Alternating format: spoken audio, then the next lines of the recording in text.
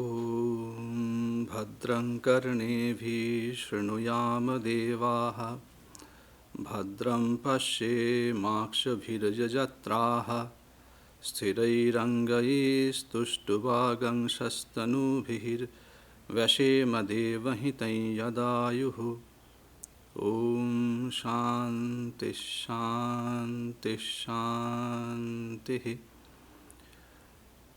Om. O gods, may we hear with our ears what is auspicious. O ye adorable ones, may we see with our eyes what is auspicious.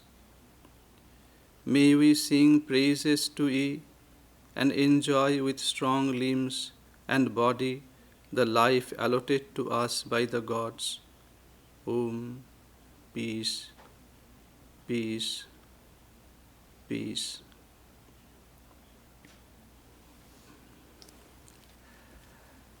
Good morning and welcome. Today, probably many of you know that we are giving a series of lectures. The title of the series is Inspiring Relationship Between Swami Vivekananda and His Brother Disciples. So, this is part 12. So, before that, we have given some kind of introduction. At the same time, there is a beautiful book written on the disciples of Christ. It is 12 Ordinary Men. Yes, the author was very careful to say that, to remind us that they were extraordinary in some sense. They have different kind of mind and heart, but we should not forget to make them as our own. So he reminded us they are ordinary human being like us. So we have to make some connection with them. Our hearts is to some like that cold hearts we have. And they have warm. The nature of their heart is warm. Probably you have heard when our Swami in his lectures he mentioned about is a old monk. During a winter season, somebody asked that, how are you feeling now in winter? He told, yes, outside it is cold, but here in heart it is warm. So here is the difference. So with the Shanti mantra that we have just chanted, so how to make our heart warm, especially when we are listening something, when we are reading something, we are engaging our mind and our eyes and our ear. So through that, we will try to contemplate, meditate on their life, and we'll try to make our hearts warm. So today, before let me, some of you maybe you are new. So in the beginning, we have spent some of our lectures, especially 3-4 lectures at least, on the introduction, in talking about their extraordinary bonding between the direct disciples, and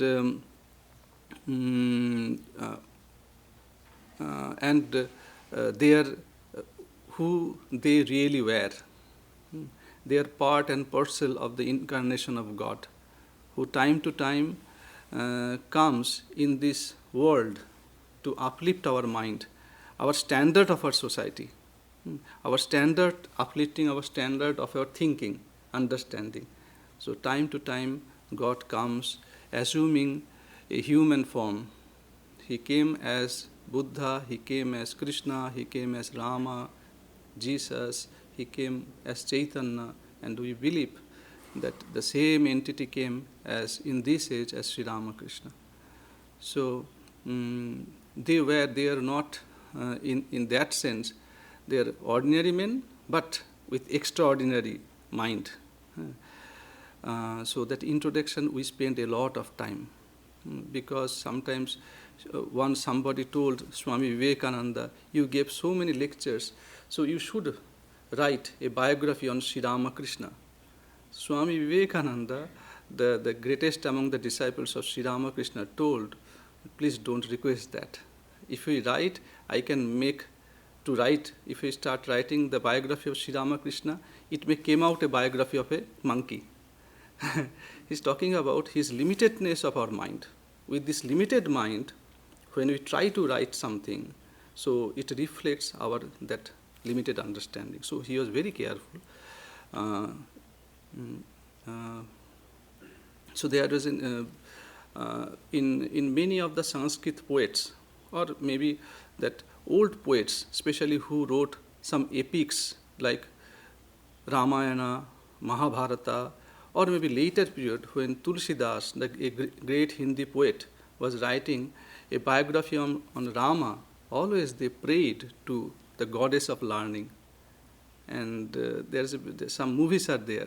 Before starting to writing that epic, he is first saluting the god so that he gives him the understanding, and touching the pen in his forehead. So I am going to start a spiritual practice. I am writing this book is not for name, not for my fame. It is my upasana. When I am writing, it is my spiritual practice. So this much I wanted to say, to make our mind ready for that. And we also try to touch the sun. It is our just effort, limited effort.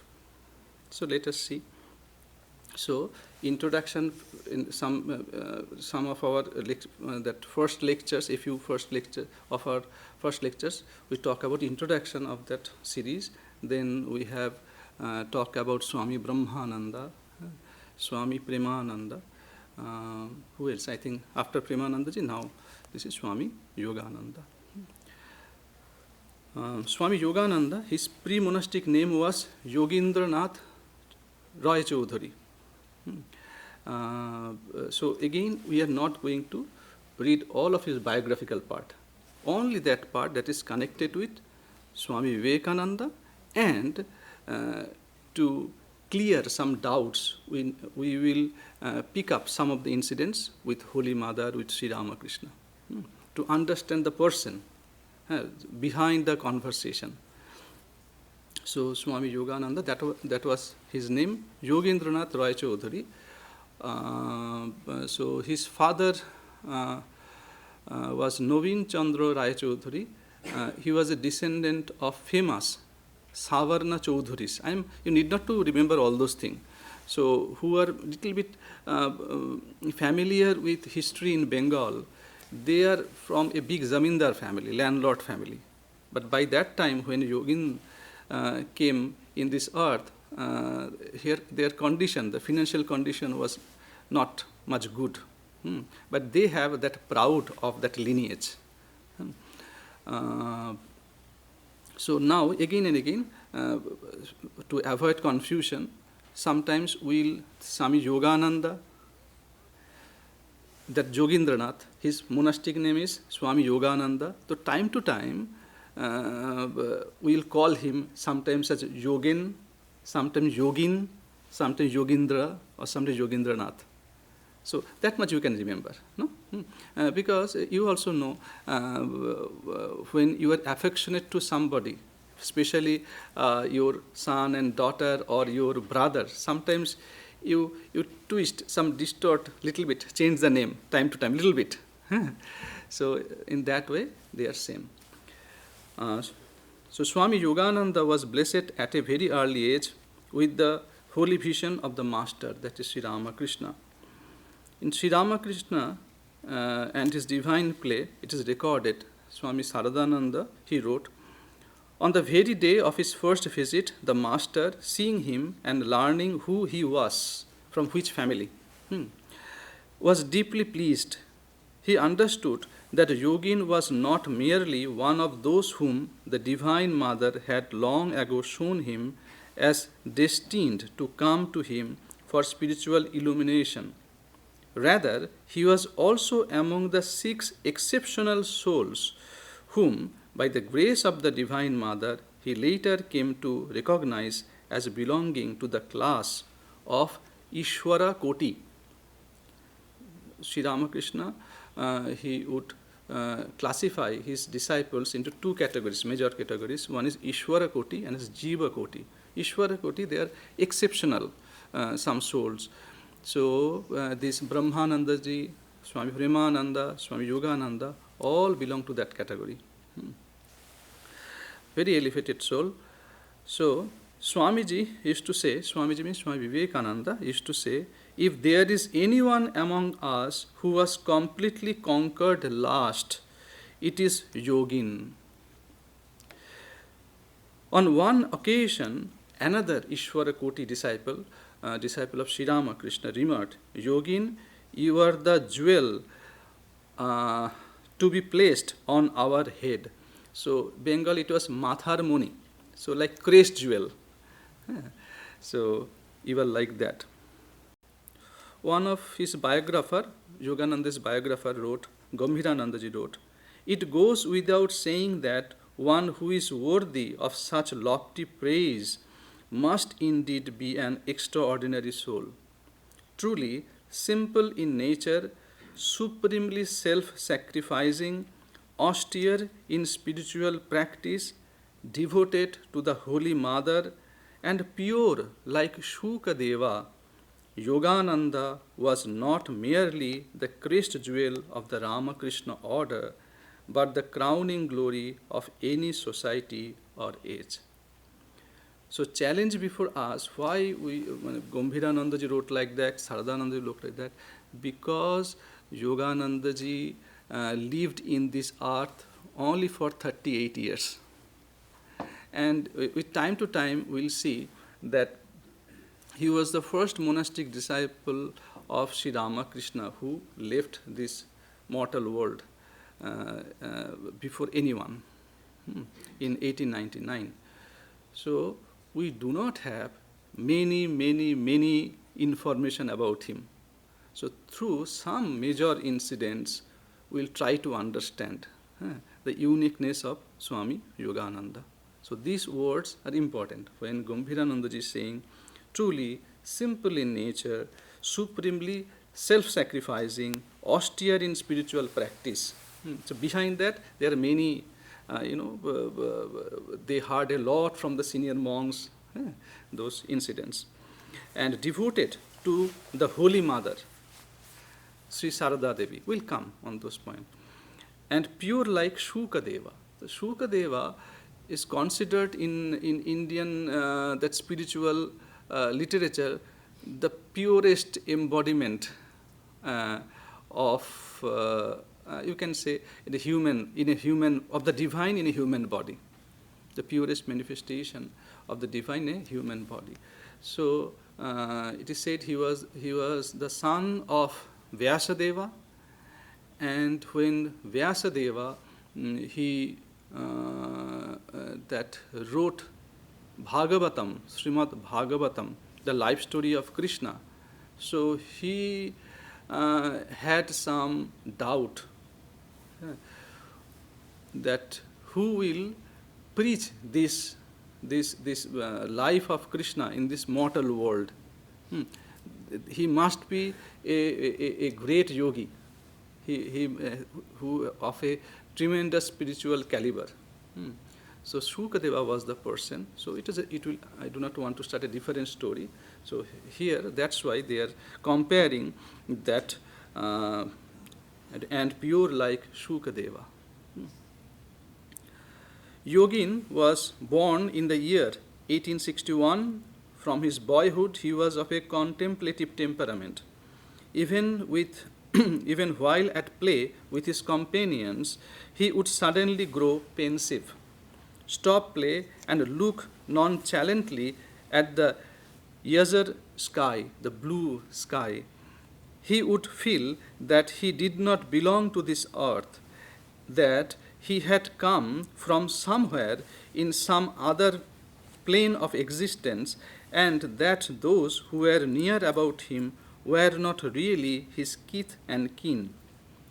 A little boy hardly understands the play of samaskaras inside. Sometimes we talk about with great good samaskaras, this little boy or this little girl has come in this world.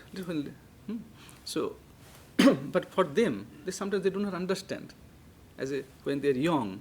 But still, those ideas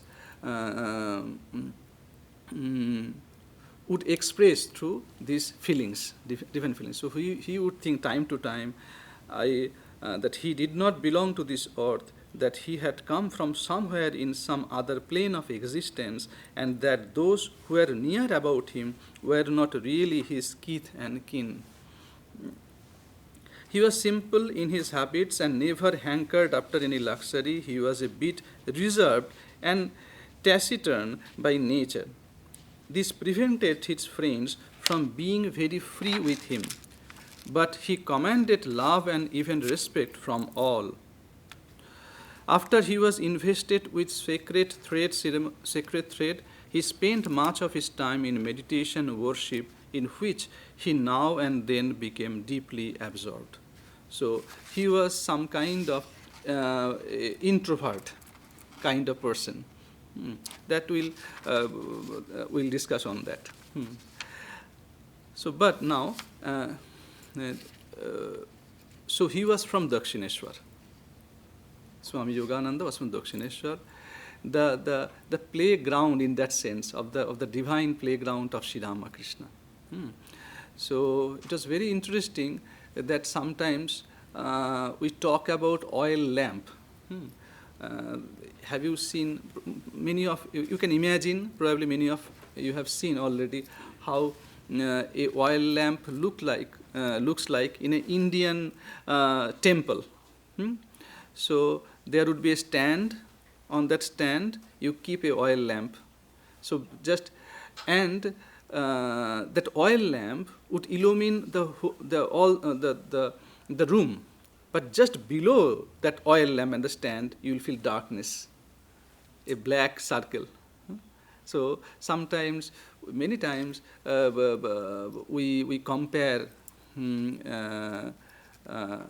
this thing with the native place of the avatars. Like Jesus, like Buddha, they have to live at some point. That the local people of that birthplace, sometimes they were very unaware of the greatness of the sun, of the village or the place that had produced. So Sri Ramakrishna were in Dakshineshwar.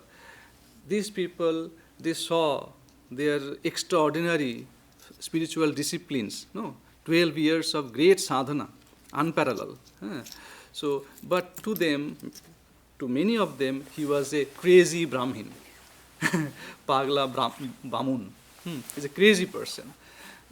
So, Yogin also from his childhood, he heard of that. There is a crazy Brahmin in the temple of Dakshineshwar, that Kali temple. And he had also a little bit proud from his lineage. After all, though in that time they were struggling financially, but they came from a great lineage. So that also might prevent their to visit that place. But anyhow, when he became little older, he got to know about from many newspapers about Ramakrishna Paramahamsa. When Keshav Chandra Sen, the Brahmo devotee, started coming to visit Sri Ramakrishna, and they would write about Sri Ramakrishna, his great life, extraordinary.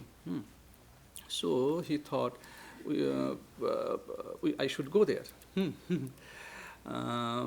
So he went there, and there was a little bit surprise when he saw the man talking with many devotees, this man he already met with.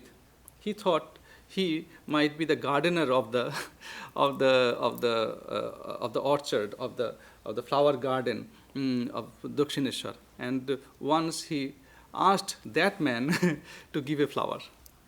So he went, okay, this is Sri Ramakrishna. But he was very shy in nature. So he, being too shy to enter the room, he stood outside the door, attentively listening to the spiritual conversation. Meanwhile, Sri Ramakrishna said to a devotee, call those people inside who are standing on the veranda. So he was, but devotee found only Yogin standing there, nobody else. So he called inside him and brought him into the room.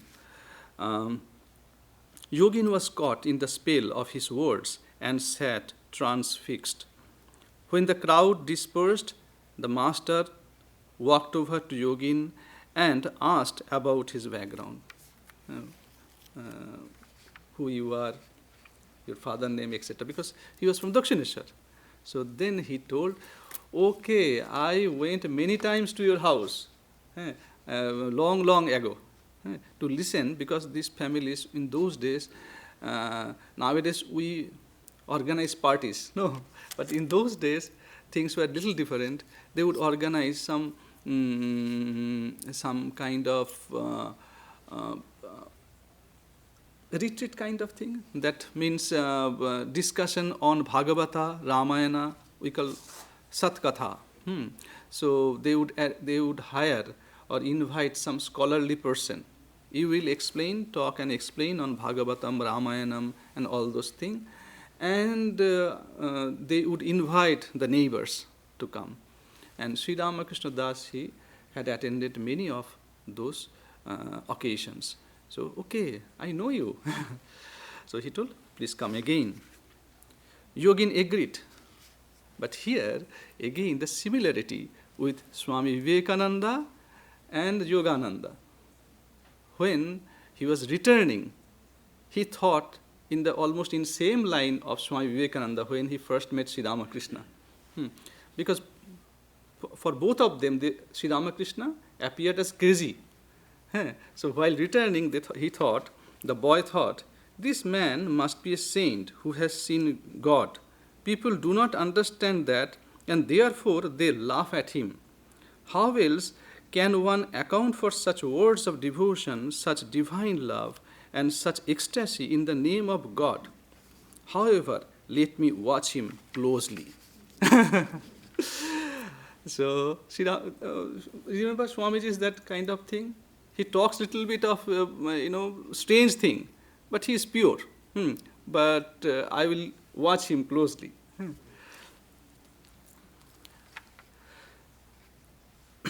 Some of his unique characteristics, which were different from those of most other brother disciples, revealed themselves during his early days with the Master. His striking independent nature, which included not accepting anything at its face value without a question or critical appraisal, was similar to that of Swami Vivekananda. Christopher Isherwood wrote, the independence showed itself in Yogendra's sometimes critical attitude, even towards Sri Ramakrishna. One night, for example, he was sleeping in Ramakrishna's room in the middle of the night. In those days, if some of you have probably have visited Sri Ramakrishna's room in Dakshineshwar, a small room, and these young disciples would visit Sri Ramakrishna. There was no place to provide them a suitable, arrangement to sleep. So there were some makeshift arrangements. Sometimes the disciples would sit in his room in the floor. Sri Ramakrishna had two cots, one small cot, one big cot. And these, so these disciples, some of them, if they are one or two in number, they would sleep in the floor. Some of them would sleep in the veranda. And sometimes there would be some curtain outside, so that those veranda some kind of a, became a enclosure kind of thing, just spending the night. So that night, he was there in Sri Ramakrishna's room, sleeping in the floor. So in the middle of the night, he woke to find the door open and Sri Ramakrishna gone. He got up and looked out, but Sri Ramakrishna was nowhere to be seen. Now, then the terrible suspicion came to Yogendra. Why terrible? He was thinking about his guru. So terrible suspicion came to Yogendra. Perhaps the master has gone to the Nahabad to be with his wife. Can it be that all his purity is a pretense? What Sri Ramakrishna talk about? In dead night he went to Nahabad. Nahabad is the name of the place, the building where Holy Mother, when she would come from her native place, Jairambati, would stay there. So it came his mind. But determined to find out the truth without delay. Here is the difference. Sometimes we suspect some people and we do not have the patience to check it thoroughly. With that wrong idea, we continue our life. So he was different. Up to the end, he wanted to see. So, determined to find out the truth without delay, Yogendra went out of doors and stationed himself near the Nahabad so that Ramakrishna would not be able to leave it unseen by him. But while he lurked there and watched, Ramakrishna suddenly appeared from a different direction, walking from the direction of the Panchavati. For some reason he went to Panchavati at night. He was returned to Panchavati. Yogendra was bitterly ashamed at his lack of faith. But Ramakrishna told him, "You are quite right. Before you accept anyone as your guru, you should watch him by day and by night." Extraordinary guru and extraordinary disciple. Sometimes, no, they are a different kind of person. You use your brain. Use your brain. If you think I am acceptable as a guru, then only come to me. So, so here two things we learn. One is that openness of mind, and second thing that value of waiting. Value of waiting. He waited there, Yogananda at Nahabad. If you wait, many things will become clear to you with time. We need not to be always in hurry. No, wait and see what is going to happen. Just as Yogananda had once tested his master with the fire of earnest questioning, he did not hesitate to examine his brother disciples with the same candor, as we shall see later. There was in him a strong current of independence. Even though he loved Swami Vivekananda deeply, he would repeatedly question his plans and policies, seeking clarity rather than conformity. So now we want to come to now Swami Vivekananda. With the same spirit, he even questioned his guru. So he questioned without that Swami Vivekananda was their leader. Leader is saying, no, need not to, without questioning, I am not going to follow you. I have questioned, you have to give answer. So Swamiji also again, Jaisa Guru, Vaisa Chala. So as their guru was, the disciples were like that, with same spirit. Ask me question, I am ready. So there are not many recorded instances of close interaction between Yogananda and Swamiji. Swamiji means now Swami Vivekananda. During the days when they both lived under the master's shelter, when they are under the supervision of Sri Ramakrishna, we do not have much information about that. Because again, Yogananda Yogen would come very secretly. Being introvert in nature, he didn't like that many, a gathering, a crowd. So we do not, in Gospel of Sri Ramakrishna, we do not have much that information when in that same room, same occasion, both Yogen and Noren, Swamiji and Yogananda is present. Unlike Brahmananda, Akhandananda, Saradananda, and a few other brother disciples, Yogen Maharaj was not especially known for spending extended periods in Swamiji's intimate company. Yet, this outward distance did not lessen the inner bond of respect and affection that united them. Important.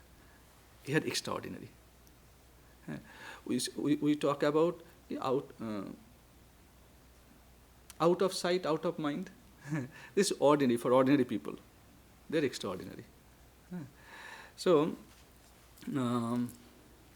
we have hardly seen just one letter written to Swami Yogananda. There are 100 letters has been discovered. That is written from Swami Vivekananda to the brother disciples. Among them, just one we got. In that letter, it was written in January 1896, because this should not be interpreted as his lack of love or concern for them. What the information Swami Vivekananda wanted to know about the brother disciples, he would get from other sources. Maybe the letter, in a single letter written to Brahmananda, written to Ramakrishnananda, he would ask about everyone. So there was no need. Oh, how is Yogen? How is Shubodh is doing? So writing in a individual letter was not important. So anyhow, we got one letter. So it is interesting. So it was written from here, from the United States, New York. From New York, he wrote one letter. It was 24 January 1896. So interesting. It shows that should I say again ordinariness of these extraordinary souls. So he wrote, "Dear brother Yogen, all the articles." Now he's starting. What are the articles?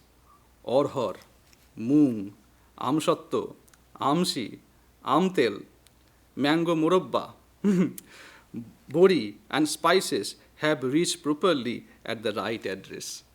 So what is those? Let me English. So orhor, that is some kind of dal, lentil. So orhor, red gram pulses I got, green gram pulses I got, amshatto, sun-baked mango, some kind of mango leather kind of thing I have got. I have got amsi, dried flakes of green mango preserved in mustard and salt.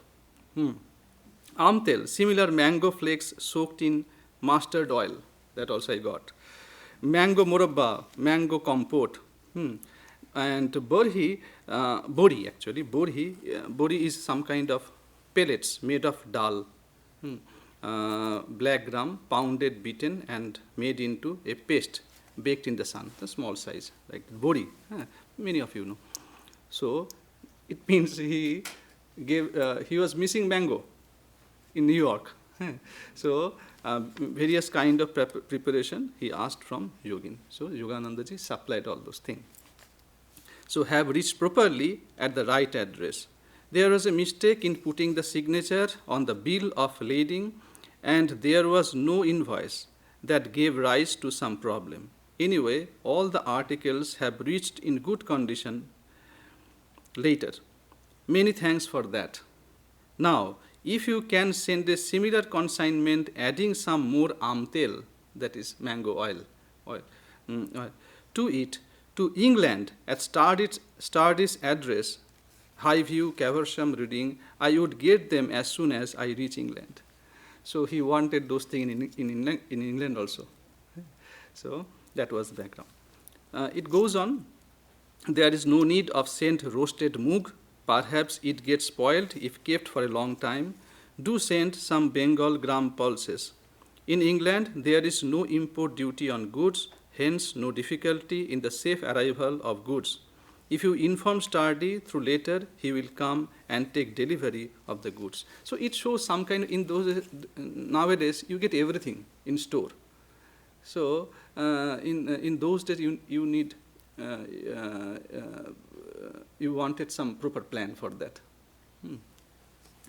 But now he is saying, I am very sorry to hear that your health is not yet all right. Can you go to a very cold climate where there is plenty of snowfall in the winter? Darjeeling, for the instance, it is a north part of West Bengal. Darjeeling, a hill station. The severity of the cold will set your stomach right, as it has done in my case. And can you give up altogether the habit of consuming ghee and spices? Butter digests more quickly than ghee. I shall inform you promptly on the arrival of the dictionary. Accept my special love yourself and give it to all the rest. Could you not yet get the whereabouts of Niranjan?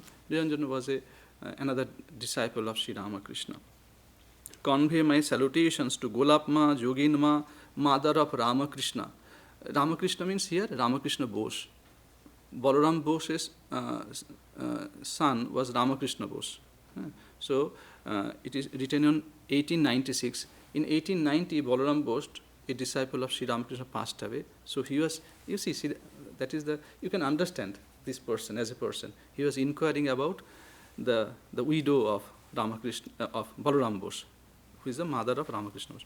And again he is asking, mother of Baburam, Premanandaji, his mother, Gaurma and others, and also to the wife of late Mohindra Babu. This Mohindra is Mohindra Mukhopadhyay, not M. M was alive. So now it goes on. He told that try your best to help Sarada for the magazine he wants to publish. Ask Shoshi and Kali to look to it. One thing, neither Kali nor anybody else need to come to England at present. I shall train them first when I go to India, and then they may go wherever they please. So it goes on. Now, postscript, he wrote a little bit. One will do nothing oneself and will all the same scoff at others who try to do something. This is the bane that has brought about our downfall as a nation. Want of sympathy and lack of enthusiasm are at the root of all misery, and you must therefore give this to up altogether. Who but the master knows what potentialities there are in particular individuals? Let all have opportunities and leave the rest to the master. It is indeed very difficult to have an equal love for all, but without it there is no mukti. Like elder brother, that was his suggestion. We have to, if anybody, we have to give chance everyone. We do not know what is their latent power. We have to give chance. So, and that no kind of that one will do nothing oneself and will all the same scoff to others who try to do something. At least they are trying. And he told two things, want of sympathy and lack of enthusiasm are at the root of all misery. So avoid these two things. Enthusiasm we need. Now little bit of what happened.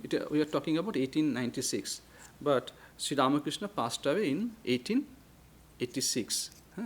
So let us see what Yoganandaji was doing.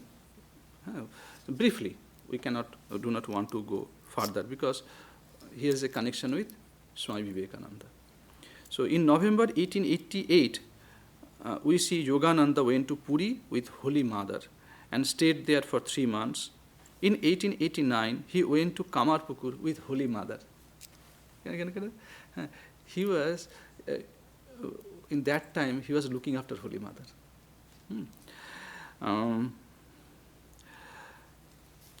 During that time, Yogananda left on pilgrimage and visited Deoghar, Gaya, Prayag, Chitrakoot and Omkarnath. After returning to Prayag, Yogananda fell ill with chicken pox. When this news reached Baranagar monastery, Vivekananda and some other disciples rushed to Prayag and took care of Yogananda until he recovered. That was the connection. So wherever they would get news that somebody is ill, sick in some places, all those other disciples would visit that place. From 1895 to 1897, Yogananda arranged the birth anniversary festival of Sri Ramakrishna on a large scale at Dakshineshwar. In 1898, he organized a similar celebration at Das Temple complex at Belur. At that time, the name of Sri Ramakrishna was not widely known. Hardly people know about Sri Ramakrishna. But you have to organize a festival. So, but he made, but Yogananda had a magnetic personality. He attracted many young volunteers from Ahiritola, Calcutta, and celebrated the Ramakrishna festival nicely. So it is his another aspect. He had that kind of magnetic personality that we wanted to say. So now, let us go the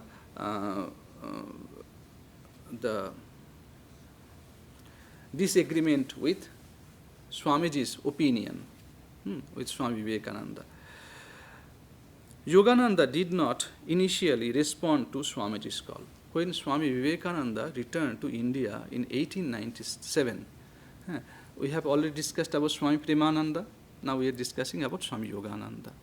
They were the brother disciples of Swami Vivekananda who didn't initially responded to Swamiji's call. So, after a meeting, probably at Balaram Bose's house in 1897, we hope, Swamiji told Yogen Maharaj, so the work is now began this way, after establishing Ramakrishna mission. So he told, so the work is now began this way, let us see how far it succeeds by the will of Sri Ramakrishna. So this was how the conversation proceeded thereafter. He told, let us see now what Sri Ramakrishna has in his mind. Yogananda ji, that this is, he told, you are doing these things with Western methods. Should you say Sri Ramakrishna left us any such instructions? You came from the US and England, so you wanted to do all those things in those kind of method, what you have seen there. Swamiji told, well, how do you know that all this is not on Sri Ramakrishna's line? You are saying that it was Sri Ramakrishna never gave this kind of instructions you are doing. So Swamiji told that how do you know that all this is not on Ramakrishna's lines? He had an infinite breadth of ideas, and dare you shut him up within your own limited views of life?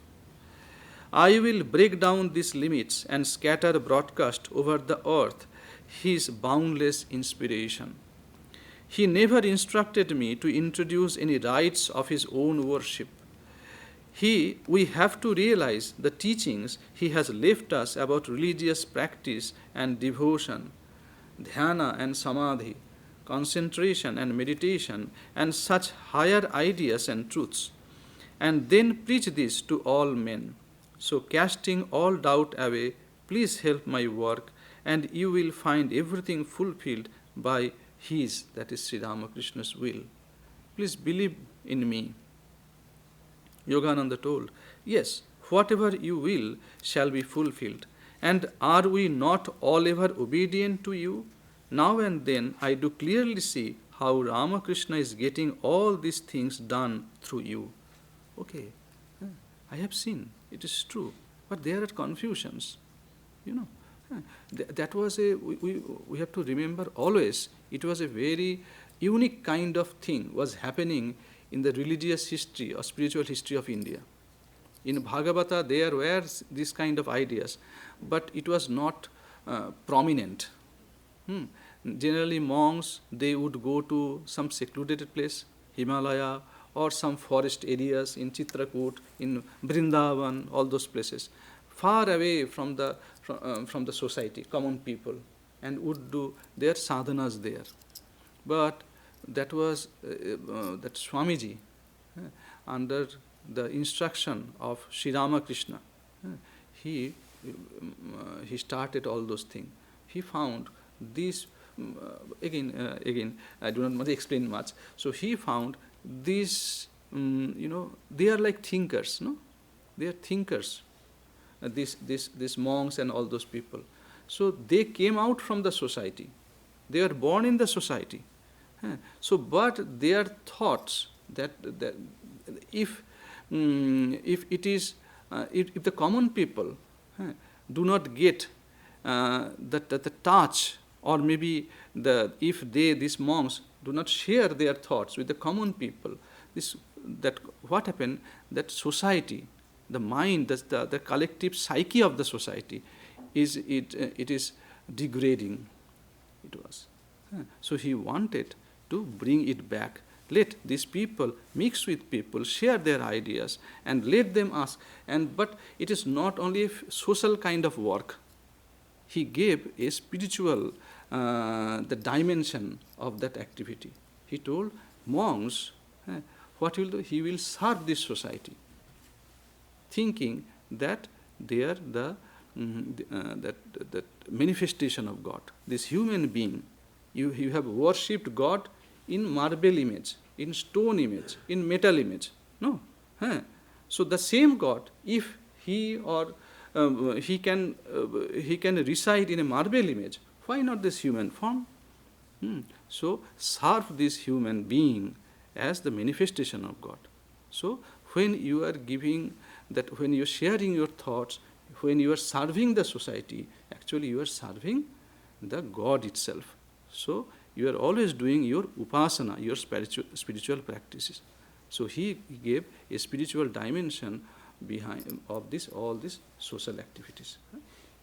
So they are not ready for that. So we must understand for first time.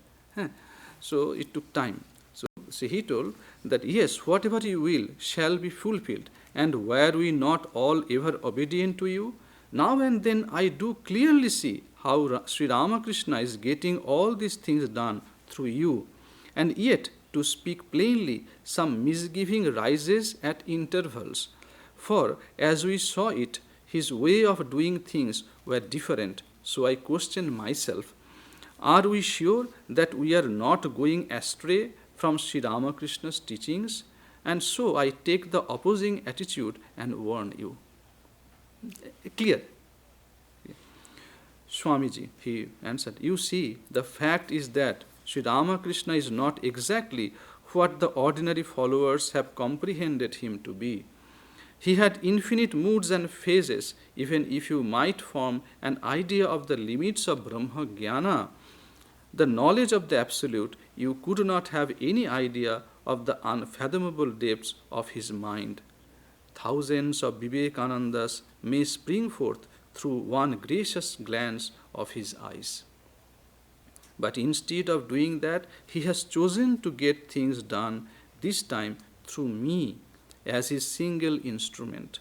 And what can I do in this matter, you see?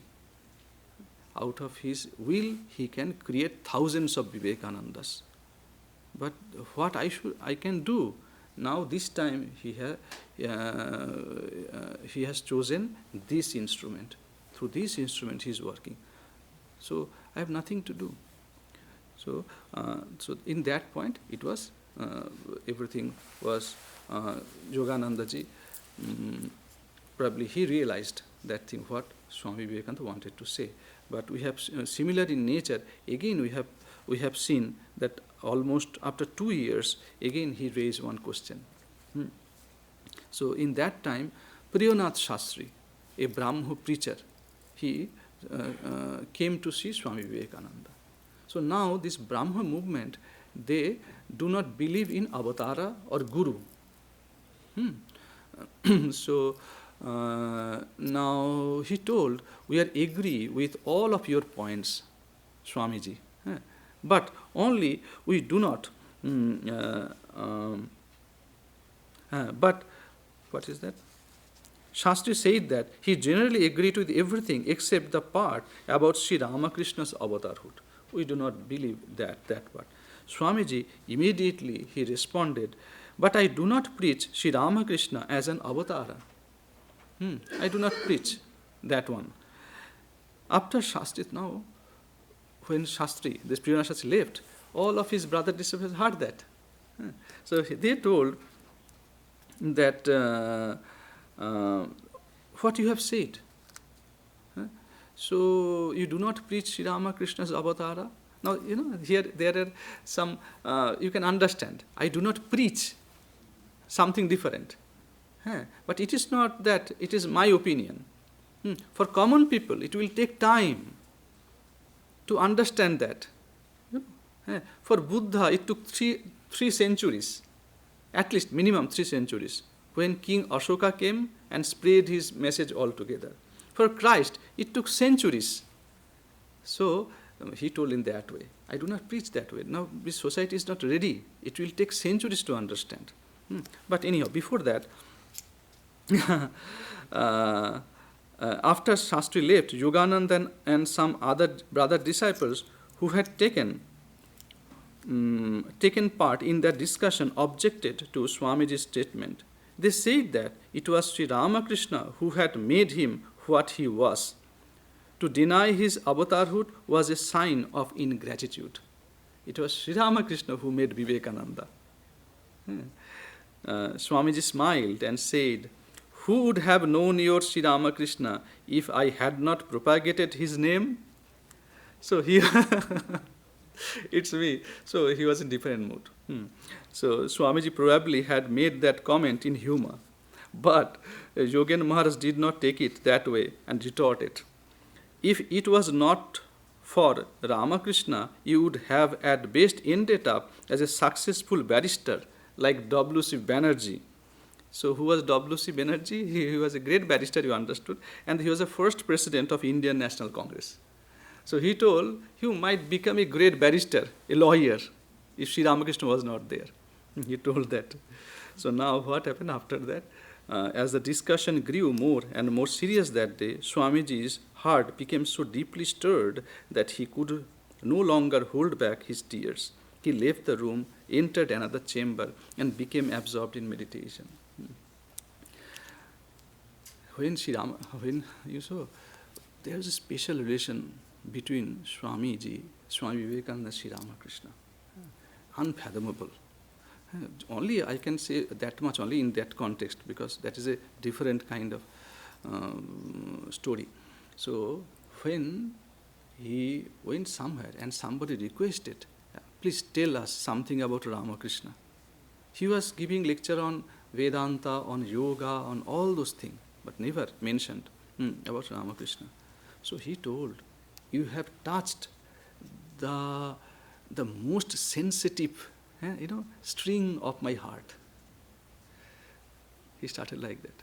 So it was so, great kind of. So what happened with this conversation? He would not even think about Sri Ramakrishna for too long. So he avoided that situation and left the room and entered in a different room. So there the discussion came to an end. The brother disciples were always careful that such surging spiritual emotion might not further weaken Swamiji's frail body. So when in advanced stage, it is very difficult to bear even these divine thoughts. We remember in the story of Vedanta monks, you can one incident is there. Swami Shivarchanananda. He was a disciple of Holy Mother, a great spiritual personality. So he was, by then he was almost 90 years old kind of thing. So he was lying in the bed, his body was failing. So one devotee came and they asked about some subtle spiritual things. So after she left, after she was a lady probably, she or he left, Maharaj immediately told, please stroke the back little bit. Like that. I cannot, that emotion that was stirred that with that conversation, very difficult to hold in a body. Difficult. So You can. So that is the thing. So here, brother disciples they're aware that such surging spiritual emotion might not further weaken Swamiji's frail body.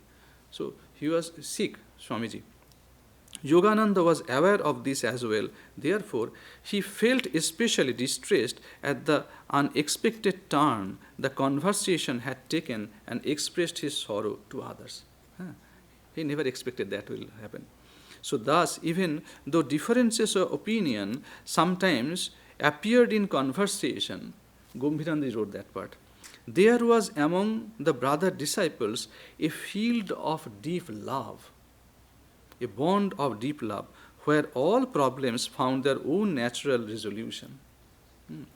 So after that incident, when one day Swamiji said to Yogen Maharaj, look yoga, with affection, name was Yogen, he is calling, look yoga, will you not let me work? You call him an incarnation, that is a small thing.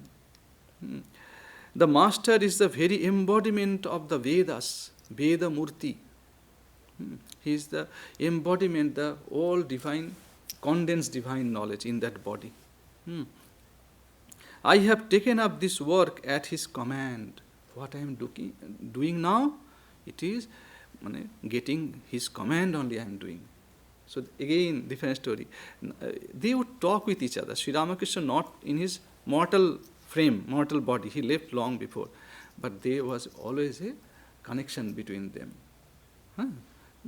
So Yogananda at once replied, we always follow that what you say, still at times sometimes troubles the mind, perhaps because we saw the master in a different way. That's why we understand that one. So with that, today, they asked question. And there is a important significance of those questions, why they asked questions. In the history of Ramakrishna movement, Ramakrishna Vedanta movement, it has a tremendous value. And probably it was Sri Ramakrishna's wish that those questions were asked in the very beginning of this movement. So for us it is clear now. So we will discuss in next, probably in our lecture, there 7-8 points are there. So it were not mere question and answers. It bore a lot of significance. So with that, let us conclude today, and I think remaining part we can finish within a lecture.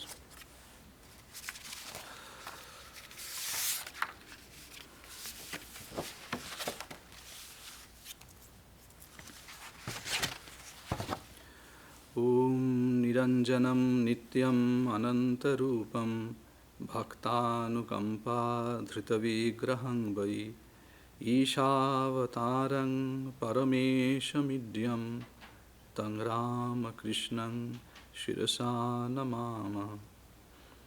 Salutation to Sri Ramakrishna, the incarnation of the Supreme Lord, who is worshipped by all and is the perfect embodiment of the eternal truth, manifesting in various forms to guide and help mankind. Om, peace, peace, peace.